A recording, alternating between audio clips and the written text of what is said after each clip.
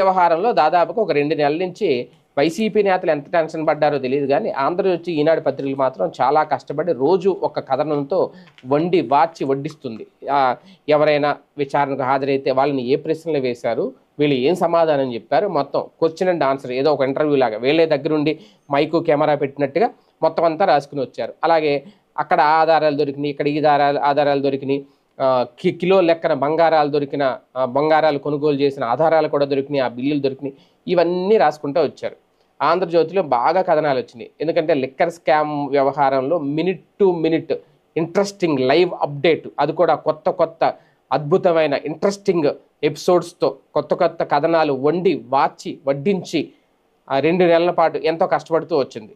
అసలు ఈ మధ్యకాలంలో చూస్తే లిక్కర్ స్కామ్ వ్యవహారానికి సంబంధించి ఆంధ్రజ్యోతి మెయిన్ పేజీలో, ఫ్రంట్ పేజీలో వార్త లేకుండా ఏ రోజు లేదు.